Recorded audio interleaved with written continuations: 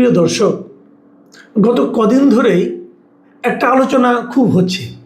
সেটা হলো যে এনসিপি আসলে কি চায়, অথবা এনসিপির রাজনীতিটা আসলে কোন দিকে প্রবাহিত হচ্ছে।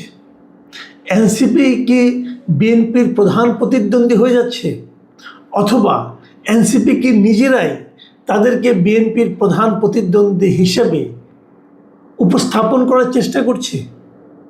আপনারা দেখবেন যে গত কয়েকদিন ধরে নানা ধরনের ঘটনা ঘটছে বিভিন্ন এলাকায়, বিশেষ করে হবিগঞ্জের ঘটনাকে যদি আমরা ধরি, তো হবিগঞ্জে দেখলাম এনসিপি তাদের একটা রাজনৈতিক কর্মসূচি পালন করতে গিয়েছে, এবং সেই কর্মসূচিকে পালন করা নিয়ে সেখানে তাদের উপর চড়াও হয়েছে কিছু ছেলেরা, কিছু তরুণরা, এবং এনসিপি অভিযোগ করেছে এরা সবাই বিএনপির ছাত্রদল, যুবদল অথবা এ ধরনের কোনো সংগঠনের সদস্য। তাদের অভিযোগটা সরাসরি তারেক রহমানের বিরুদ্ধে, কারণ এনসিপির নেতারা পরে যখন বক্তব্য দিচ্ছেন এবং এই ঘটনার প্রতিবাদ করছেন, এই ঘটনার নিন্দা করছেন, আমি দেখছি তাদের একাধিক নেতা সরাসরি তারেক রহমানকে লক্ষ্য করে আক্রমণ করছেন, তার নাম উচ্চারণ করে আক্রমণ করছেন। এটা করতে পারে না, এতে কোনো মহাভারত অশুদ্ধ হয়ে যায় নাই। তারা যদি মনে করেন যে প্রধানমন্ত্রী এই সমস্ত ঘটনার জন্য দায়ী, তাহলে তারা তাকে লক্ষ্য করে অবশ্যই এই ধরনের কথা বলতে পারেন। কিন্তু সেই বলার ভাষা এবং ভঙ্গিটা কেমন, সেটাও কিন্তু গুরুত্বপূর্ণ। এবং আমার কাছে কিন্তু মনে হচ্ছে এই ভাষাগুলো মাঝে মাঝে অশোভন হয়ে যাচ্ছে। তারপরে হতে পারে, তারপরে তারা তাদের পলিটিক্স করবে, তারা যেভাবে করবে এটা নিয়ে তো আমি আপনি বলার কেউ নাই। কিন্তু তারা যেভাবে বলার চেষ্টা করছে, মনে হচ্ছে যেন বিএনপি সরকারের অথবা বিএনপি যে রাজনৈতিক দলটা আছে তার প্রধান প্রতিদ্বন্দ্বী বোধ করি এনসিপি, জামাত অথবা আওয়ামী লীগ নয়, এনসিপি।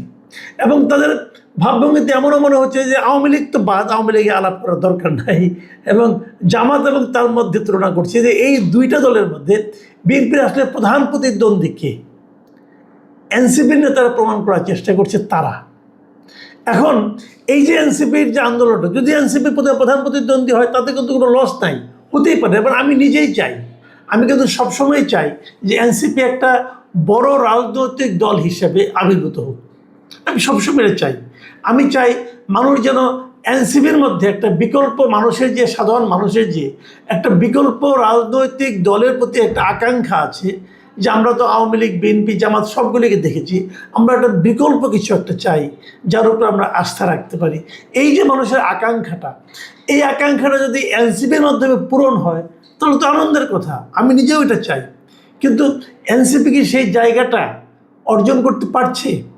কেবলমাত্র মুখের কথায় কাউকে গালাগালি করে অথবা কারোর ব্যাপারে অশ্লীল কথাবার্তা বলে তারা কি মানুষের মন জয় করতে পারবে? কারণ মানুষ কিন্তু দেখে কাজকর্ম, আপনি কি করছেন এটা হলো ইম্পর্টেন্ট, আপনি কি বলছেন সেটা সবসময় ইম্পর্টেন্ট না। একজন লোক বলছে যে ভালোভাবে চলা উচিত, মানে মাদকদ্রব্য গ্রহণ করা উচিত না, বলছে চরিত্র ঠিক রাখা উচিত, পরে দেখা যাচ্ছে যে ওই লোকটাই নিয়মিত মাদকদ্রব্য সেবন করছে। তার শরীরে কয়েকদিন আগে দেখলাম জামাতের এক নেতার শরীরে নাকি মাদকদ্রব্যের অনেক কিছু দেখা গেলো। তো উনি জামাতে কিনা আমি জানি না, ওখানে লেখা ছিল জামাতেই বললাম আর কি। তো এখন এই যে বিষয়গুলো, আবার আমরা এর মধ্যে দেখলাম জামাতের এক এমপি সাহেবের কিছু নারী কেলেঙ্কারির ব্যাপার সেবার দেখলাম। তো এই যে ঘটনাগুলি না, এই নারী কেলেঙ্কারি অন্যরা করে না, করে কিন্তু অনেকেই করে। কিন্তু যখন একজন এই ধরনের রাজনৈতিক নেতা যারা নাকি সৎ লোকের শাসনের কথা বলে, যারা নাকি সৎ লোকের রাজনীতির কথা বলে, তারা যখন এগুলি করে তখন সেটা বড় হয়ে ধরা পড়ে। তো মানুষ দেখে যে আপনি কি বলেন আর কি করেন। এনসিপি যে রাজনীতির কথা মুখে বলেছে, সেই রাজনীতির প্রতিফলন কি আমরা এনসিপির নেতাদের মধ্যে দেখি? যদি না দেখি তখন আমরা তাদের উপর ভরসা রাখতে পারবো না। বিষয়টা কিন্তু ক্লিয়ার। তো এনসিপির লিডাররা এখন যেভাবে আচরণ করছেন, সেই আচরণটা কি তাদেরকে জনগণের কাছে ওইভাবে গুরুত্ব সহকারে উপস্থাপন করতে পারছে? এই সিদ্ধান্তটা কিন্তু এনসিপিকে নিতে হবে। আমার যেটা মনে হয় যে এনসিপি এখন সম্ভবত একটু এলোমেলো হয়ে গেছে। তারা যেগুলো করছে, যে এই যে বিভিন্ন জায়গায় যাচ্ছে, তাদের নেতারা কথাবার্তা বলছে এবং সেখানে তারা প্রহিত হচ্ছে, অপমানিত হচ্ছে, এই যে যেটা হচ্ছে, এটা কিন্তু আমি মনে করি উচিত না, কিন্তু এ ধরনের ঘটনা ঘটানোর জন্য তারা কিন্তু পটভূমি তৈরি করছে। আমি উদাহরণ দিয়ে বলি, যেমন ধরা যাক কিছুদিন আগে ওনারা কিশোরগঞ্জে গেলেন। কিশোরগঞ্জে যে এলাকায় গিয়েছিলেন সেই এলাকাটা বেসিক্যালি আমাদের বিএনপির যিনি লিডার আছেন একজন অ্যাডভোকেট ফজলুর রহমান, তিনার এলাকা, এবং উনি সেখানে কিন্তু বিশাল ভোটের ব্যবধানে ওখানে উনি বিজয়ী হয়েছেন, এবং ওখানে উনি খুবই জনপ্রিয় একজন নেতা। এখন সেখানে যে যদি এনসিপির লিডাররা বলে যে ফজা পাগলা, মানে ওনাকে যদি তুচ্ছ তাচ্ছিল্য করে অপমান করে কথা বলে, তো ওখানকার লোকজন সেটাকে ভালোভাবে নেবে, তারা বিরক্ত হবে না? গালাগালি কিন্তু কেউ পছন্দ করে না। তো তারা যখন এগুলি বলে, এবং ওখানে ভাগ্য ভালো কোনো কিছু হয়নি, হতেও তো পারত। আপনি যে এলাকায় যাচ্ছেন, আপনার যদি সেই এলাকায় গিয়ে সেখানকার যে স্থানীয় নেতা, সেখানকার যে লোকজনের কাছে জনপ্রিয় যে ব্যক্তি, তাকে লক্ষ্য করে যদি আপনারা এই ধরনের আপত্তিকর শব্দ উচ্চারণ করেন, তাহলে সেটা সেখানকার দলীয় নেতাকর্মীর মধ্যে অবশ্যই একটা নেতিবাচক প্রভাব ফেলবে। যত প্রভাবই ফেলুক, তারপরে আমি ব্যক্তিগতভাবে মনে করি যে গায়ে হাত তোলাটা কোনোভাবেই গ্রহণযোগ্য নয়। হবিগঞ্জে যারা এনসিপির গাড়ি ভাঙছে, যারা এনসিপি বিভিন্ন নেতাকর্মীদের গায়ে হাত তুলছে, একটা ছিল তো একদম চোখে পর্যন্ত নষ্ট হয়ে গেছে। আমি মনে করি এগুলোর দৃষ্টান্তমূলক শাস্তি হওয়া উচিত। এগুলি যদি শাস্তি না হয়, তাহলে কিন্তু আরেক জায়গায় এই ধরনের ঘটনা ঘটবে। এটা গেলো একটা দিক। কিন্তু আমার কথা হলো অন্য জায়গায়, যে এনসিপি আসলে করছে এটা কি, তারা কেন এগুলি ইনভাইট করছে। আমি মাঝখানে একদিন বলেছিলাম এক জায়গায় যে এনসিপি এই যে নাসিরুদ্দিন পাটোয়ারি, উনি যখন বলেন কিছু কথা, তারেক রহমানের সমালোচনা করেন, অন্য কারো সমালোচনা করেন, যে ভাষায় উনি সমালোচনাগুলি করেন, ওগুলো আমি যেন শুনতে পাই উনি বলছেন যে আমাকে তোমরা মারো না কেন, আমাকে অ্যাটাক করো না কেন। তার মানে এনসিপি আসলে এইভাবেই কি আলোচনায় থাকতে চাচ্ছে? এটা হলো আমার মেইন পয়েন্ট, যে ওনারা জনগণের কাছে জনপ্রিয়তা অর্জনের জন্য ওনারা কি এটাই, অথবা আলোচনায় থাকার জন্য ওনারা কি এই পদ্ধতিটা নিচ্ছে যে আমাদের সবাই মারে? আমরা কিন্তু একসময় দেখেছিলাম, ওই যে এখন এক প্রতিমন্ত্রী আছেন একজন, নুরুল হক নূর, প্রবাসী কল্যাণ প্রতিমন্ত্রী, উনি একসময় কিন্তু ছাত্রলীগের ব্যাপারে ছাত্রলীগের কাছে প্রচুর মার খেয়েছেন, এবং অনেকে এমনও বলেন এই লোকটা তো মার খেয়ে খেয়ে নেতা হয়ে গেল। এখন এনসিপি কি সেই পদ্ধতিতে যাচ্ছে যে মার খেয়ে খেয়ে দলকে জনপ্রিয় করা? আমার মনে হয় এটা সহজ হবে না। কিন্তু প্রশ্ন হচ্ছে এনসিপি এই কাজটা করলো কেন? আমি আজকে এনসিপি নিয়েই বেশি কথা বলছি। এনসিপির আমি মনে করি পার্সোনালি ওনাদের রাজনৈতিক ভুলগুলির মধ্যে প্রধান একটা ভুল ছিল জামাতের সঙ্গে নির্বাচনী জোট করা। এই জোট করার মাধ্যমে তারা 7টা আসন পেয়েছে, এটা ঠিক আছে, কিন্তু এই 7টা আসন পাওয়াটা আমি মনে করি তাদের জন্য ক্ষতিকর হয়েছে। তারা হয়তো ভেবেছে যে আমরা তো তাও জাতীয় সংসদে কথা বলতে পারছি, লোকে আমাদের কথা শুনছে, কাজে এটা আমাদের একটা অনেক লাভ হলো, কিন্তু আসলে লাভ তাদের হয়নি। বরঞ্চ তাদের যে পরিবর্তনে যারা এমপি হয়েছেন তারা কিছু টাকা অবশ্যই ইনকাম করেন, প্রভাব বিস্তার করেন, এবং তাদের যে কর্মকাণ্ডটা, এই কর্মকাণ্ডটা কিন্তু সাধারণ মানুষ বিচার করছে যে এনসিপি ক্ষমতায় গেলে এমনটা হবে এই হিসাবে, এবং এই পরিবর্তনটা মানুষের চোখে পড়ছে। মানুষ কিন্তু বলে যে দুদিন আগে রিক্সায় চলার ক্ষমতা ছিল না, এখন কোটি টাকার গাড়িতে চলে।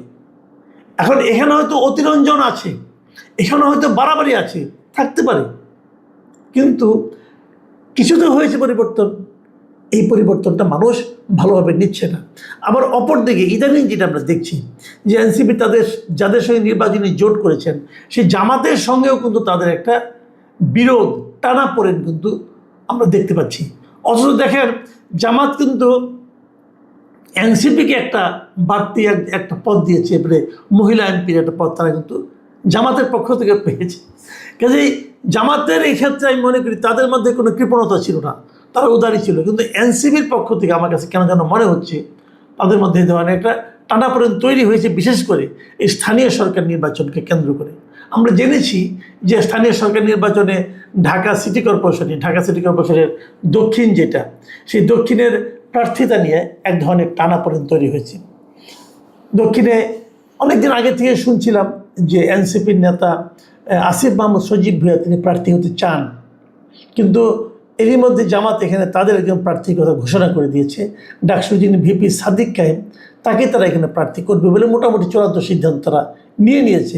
এই জায়গাটাতে এসে আমার কেন যেন মনে হয় এনসিপির সঙ্গে জামাতের একটা টানাপোড়েন শুরু হয়েছে এবং সেটা টানাপোড়েনের শেষ কোথায় যাবে আমরা কিছু নমুনাগুলো দেখতে পাচ্ছি। দেখেন এই যে এনসিপি হবিগঞ্জে যে মাঠটা খাওয়ার পর আমরা দেখলাম যে ছাত্র শিবিরের সদ্য সাপেক যে সভাপতি এই জাহিদুল কিন্তু একটা আপনার দিয়েছে, এই পোস্ট দিয়েছে এবং সেই পোস্টে সে এই ঘটনাটাকে একটা পাতানো খেলা হিসেবে অভিহিত করার চেষ্টা করেছে। তার পোস্টটা আপনাদেরকে আমি একটু পড়ে শুনেন তিনি কী বলেছেন। তিনি বলেছেন, হবিগঞ্জ ও মৌলভীবাজারের হামলার ঘটনাগুলো খুবই সুপরিকল্পিত মনে হচ্ছে। উদ্দেশ্য যা হতে পারে জুলাই মাসে জামাতকে যতটা সম্ভব আলোচনার বাইরে রাখা এবং এনসিপির প্রতি জনসমর্থন বা পাবলিক সিম্প্যাথি তৈরি করা। Good plan, good move, deep power. উনি তার মানে যে কথাটা এতক্ষণ আমি বললাম এটা বোধহয় উনি জামাতটাকে ঢুকিয়ে দিয়েছেন যে জামাতটাকে আলোচনার বাইরে রাখা আর এনসিপির প্রতি মানুষের সিম্প্যাথি তৈরি করা। এটা আমি যেটা বলেছিলাম উনি একই কথা বলছেন। এই কথাটাই যখন উনি বলেন তখন সেটা কিন্তু এনসিপির ভালো লাগার কথা না, তাই না? এবং এরপরে দেখলাম যে এনসিপির নেতা মনিরা শারমিন তিনি আবার একটা পাল্টা পোস্ট দিয়েছেন। সেখানে উনি লিখেছেন যেটা সেটা আপনাদের পড়ে শোনাই যে জামায়াতের 60 বছর বয়সী সংসদ সদস্য 17 বছরের কিশোরীকে চাকরির প্রলোভন দেখিয়ে যে কেলেঙ্কারির জন্ম দিয়েছেন সেটা এই জুলাই মাসেই ছিল। ঘটনা শুধু আলোচনাতেই ছিল না, বরং বিব্রতকর পরিস্থিতি সৃষ্টি হয়েছিল। কিছু মানুষ দেখলাম যারা হামলার প্রতিবাদ না জানিয়ে এর মধ্যে ডিপ প্ল্যান বা গভীর পরিকল্পনার গন্ধ পাচ্ছে। এনসিপির রাজনীতি দাঁড়ালে কারো অসুবিধা হবে, এটাই স্বাভাবিক।